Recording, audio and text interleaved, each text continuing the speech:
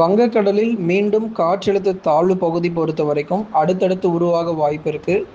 ஏற்கனவே கடந்த முறை உருவான தாழ்வு பகுதியினாலே ஒரிசா, மேற்கு வங்கம், சத்தீஸ்கர், அஸ்ஸாம், மேகாலயா உள்ளிட்ட பல்வேறு பகுதிகளில் தொடர்ந்து நமக்கு இடைவிடாத மழை பொழிவுகள் பதிவாகி பல இடங்களில் வெள்ளப்பெருக்கு ஏற்பட்டதை நம்ம பார்த்தோம்.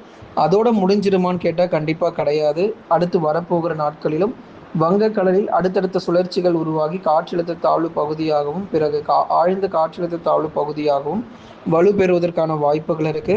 அதே போல மேற்கு தொடர்ச்சி மலையொட்டிய மாவட்டங்கள் மற்றும் மற்ற மாநிலங்கள் கேரளா, கர்நாடகா மற்றும் மகாராஷ்டிரா, குஜராத் போன்ற மாநிலங்களிலும் தொடர் அடைமழை பொறுத்தவரை பதிவாக வாய்ப்பு இருக்கு. ஏற்கனவே வெள்ளக்காடாக இருக்கக்கூடிய பகுதிகள், வறண்டு கிடந்த இடங்கள் இப்போ வெள்ளக்காடாக மாறி இருக்கிறது.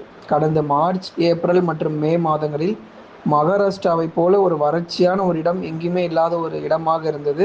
இப்போ அங்க இருக்கக்கூடிய சூழ்நிலையை பார்க்கும்போது மகாராஷ்டிராவில் இருக்கக்கூடிய வெள்ளம் வேற எங்கும் இல்லை அப்படிங்கிறத நம்ம சொல்லி ஆகணும். அந்த அளவுக்கு மழை பொழிவுகள் மிக மோசமாக, ஒரு பக்கம் கடும் வறட்சியாக இருந்த இடம் இப்போ கடும் வெள்ளமாக மாறி இருக்கிறது. இதே போலதான் தமிழ்நாடும் தற்பொழுதும் இருக்கு. பல மாவட்டங்களில் மிக கடுமையான வறட்சி, மழை இல்லாத ஒரு சூழ்நிலை, அடுத்த மழை எப்போது என்று காத்திருக்கக்கூடிய சூழ்நிலை, பல இடங்கள் வறண்டு போன நிலைமை. இந்த சூழ்நிலையிலும் நேற்றைய தினங்களில் பரவலாக நமக்கு மழை கிடைச்சிருக்கு. ஆகவே நம்ம முழுமையான வானிலை அறிக்கை கேட்டு நீங்கள் பயன்பெறுங்க. ஸ்க்ரீனுக்கு கீழே தெரியக்கூடிய இந்த லைக் பட்டனை கொஞ்சம் கிளிக் பண்ணுங்கள், சப்போர்ட் பண்ணுங்கள், நண்பர்கள் உறவினர்கள் தெரியப்படுத்தி ஷேர் பண்ணுங்கள். தமிழகத்தில் இன்றும் மாலை அல்லது இரவு நேரங்களில் ஒரு சில மாவட்டத்தில் பரவலாக கனமழை தொடர்ந்து கொட்டி தீர்க்கும். சென்னை, திருவள்ளூர், காஞ்சிபுரம், செங்கல்பட்டு, விழுப்புரம், கடலூர், புதுச்சேரி, காரைக்கால், கள்ளக்குறிச்சி உள்ளிட்ட மாவட்டங்களில் மிதமான மழைக்கு வாய்ப்பு. அதாவது அதிக அளவு மழை பொழிவு அப்படிங்கிறது ஒரு மிக கனமழையோ அல்லது அதி கனமழையோ பதிவாகிறதுக்கான வாய்ப்புகள் நமக்கு நிச்சயமாக கிடையாது. சில இடங்களில் நமக்கு விட்டு விட்டு பரவலான மழை வாய்ப்புகள் நிச்சயமாக பதிவாகும். ஏற்கனவே மலை பகுதிகளில் மிக கனமழை பொறுத்தவரை தீவிரமாகி வந்து கொண்டிருக்கிறது. மேற்கு தொடர்ச்சி மலையொட்டிய மாவட்டங்களை பார்த்துருப்பீங்க. 18 சென்டிமீட்டருங்க ஒரே நாளில் பொறுத்த வரைக்கும் 18 சென்டிமீட்டர் மழை பொழிவு சின்ன கல்லாறில் மட்டுமே பதிவாயிருக்கு. அந்த அளவிற்கு மிக மோசமான வானிலை பொறுத்தவரை மேற்கு தொடர்ச்சி மலையொட்டிய மாவட்டங்களில் மழை பொழிவை நம்ம பார்க்கிறோம். இதை தான் நம்ம கடந்த சில நாட்களாக தொடர்ந்து நம்ம சொல்லிக்கொண்டே இருந்தோம். மேற்கு தொடர்ச்சி மலையொட்டிய மாவட்டங்களில் தீவிரமான மழை வாய்ப்பு இருக்கும் என்று ஏற்கனவே அறிவிப்புகள் உங்களுக்கு கொடுக்கப்பட்டாச்சு. அதே போல தான் நமக்கு மழை பொழிவும் ஒவ்வொரு நாளும் நமக்கு தீவிரமாக பதிவாகிட்டு இருக்கு. தமிழகத்தின் மேற்கு தொடர்ச்சி மலையொட்டிய மாவட்டங்களில் பல்வேறு பகுதிகளில் பருவமழையும் தீவிரமடையும் படிப்படியாக அடுத்து வரும் நாட்களிலும். நீலகிரி மாவட்டத்தினுடைய மேற்கு, கோயம்புத்தூர் தெற்கு, தேனி, தென்காசியில் எல்லா இடங்களிலும் மழை இல்லை. ஒரு சில இடத்துல மட்டும் அணை பகுதிகள் ஓரிரு இடங்களில் மட்டும் மிதமானதிலிருந்து கனமழையாக பதிவாகும். ஏன் அப்படின்னா தேனி மாவட்டங்களில் பார்த்தீங்கன்னா பெரியாறு பகுதிகளில் 1 சென்டிமீட்டர் மழை தான் பதிவாயிருக்கு. இது போல நமக்கு லேசான மற்றும் மிதமான மழை வாய்ப்புகளை நமக்கு பதிவாகக்கூடும்.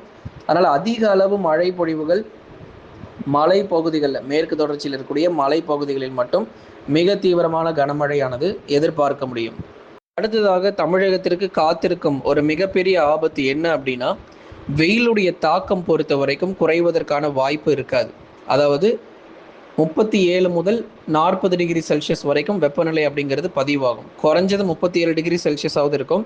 நிறைய இடத்துல பார்த்தீங்கன்னா 38 முதல் 39 தான். 80 முதல் 90% தமிழகத்தில் 38 டிகிரி செல்சியஸ் முதல் 39 டிகிரி செல்சியஸ் வரைக்கும் பதிவாகக்கூடும். ஓரிடங்களில் 40 டிகிரி செல்சியஸுமே கூட எதிர்பார்க்கலாம். ஏன் இவ்வளவு வெயில் தமிழகத்தில் மிக அதிகமாக பதிவாகிட்டு இருக்கு? எப்பொழுதுமே நமக்கு இயல்பு நிலை தானே பதிவாகும் அப்படிங்கிறது தான் பலருடைய கேள்விகளாக இருந்தது. எல்லாருக்குமே தெரிந்த ஒரு விஷயம்தான் எல்னினோவினுடைய தாக்கம் காலநிலை பருவ மாற்றம் பொறுத்த வரைக்கும் ஏற்பட்டிருக்கு.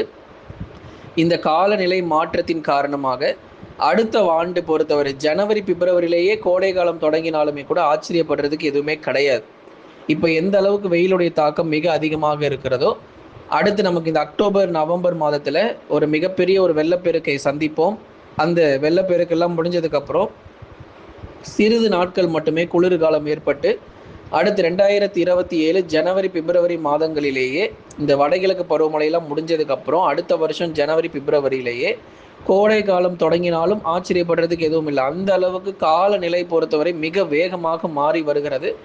இன்னும் சொல்ல போனால் 2026 விட 2027 தான் மிக மோசமான எல்னினோவினுடைய தாக்கம் இருக்கும்.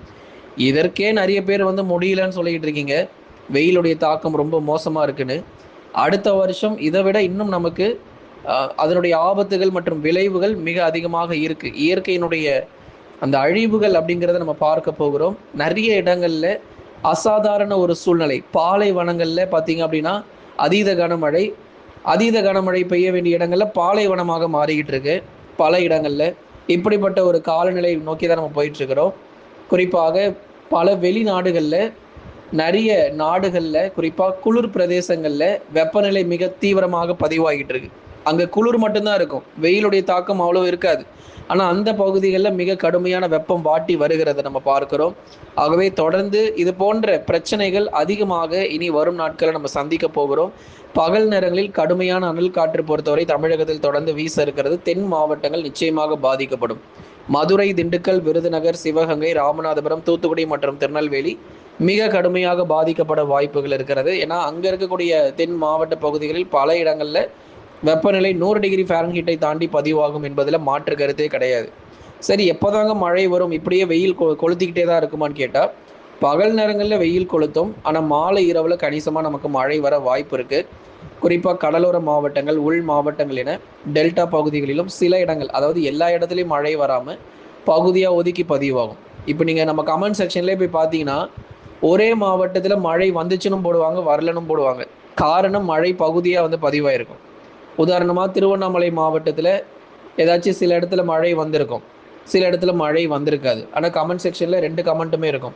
ஒரு சில இடங்களில் மழை வந்தது, அதுக்கு ரிப்ளை கமெண்ட் வேறு போடுவாங்க. எங்கே ப்ரோ மழை வந்துச்சு, எங்கள் ஊர்லலாம் மழையை காணுமே அப்படின்னு சொல்லிட்டு அதுக்கு ஒரு ரிப்ளை கமெண்ட்டும் கீழே நம்ம பார்க்க முடியும்.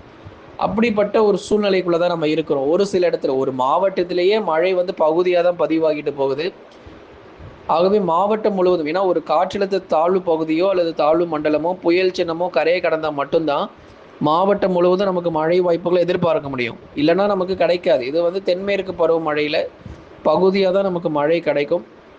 மழை வராத மாவட்டங்களுக்கு அடுத்து வரும் நாட்களில் எதிர்பாருங்க. உருவாகும் காற்றழுத்த தாழ்வு பகுதி, இதை தான் நம்ம மிக முக்கியமாக சொல்ல வந்தோம். வங்கக்கடலில் அடுத்தடுத்த காற்றழுத்த தாழ்வு பகுதிகள் இனி வரும் நாட்களில் உருவாக போகுது. காற்று சுழற்சியாக இருக்கும். ஆனால் இது நேரடியாக தமிழகத்தை நோக்கி வர வாய்ப்பு இருக்காது. ஏன்னா தென்மேற்கு பருவமழை காலகட்டங்களில் எந்த ஒரு தாழ்வு பகுதியும் தமிழகத்தில் கரையை கடக்காத நம்ம பார்த்துருக்கிறோம். தொடர்ந்து இந்த ஒரிசா, சத்தீஸ்கர், மேற்கு வங்கம், அஸ்ஸாம் போன்ற இடங்களில் தான் மிக தீவிரமான மழை பொழிவுகள் மறுபடியும் பதிவாக காத்திருக்கிறது. அதே மாதிரி தென்மேற்கு பருவமழை மகாராஷ்டிரா மற்றும் கர்நாடகாவில் சற்று அதனுடைய தீவிரத்தன்மை குறைவதற்கான வாய்ப்பு இருக்கும். இனி வருகிற நாட்களில் கனமழையாக மட்டுமே அங்கே பதிவாகக்கூடும். அதீத கனமழை மற்றும் ரெட் அலர்ட்கான இது வந்து வாபஸ் பெறப்பட்டிருக்கு. மகாராஷ்டிரா மற்றும் கர்நாடகா பகுதிகளில் கொஞ்சம் மழையினுடைய தீவிரம் சற்று குறைந்து ஒரு கனமழையாக தொடர்ந்து பதிவாகலாம் என்ற எதிர்பார்ப்புகள் மட்டுமே இருக்குது. ஆனால் அங்கு ஏற்பட்டக்கூடிய சேதங்கள் மிக மோசமானது.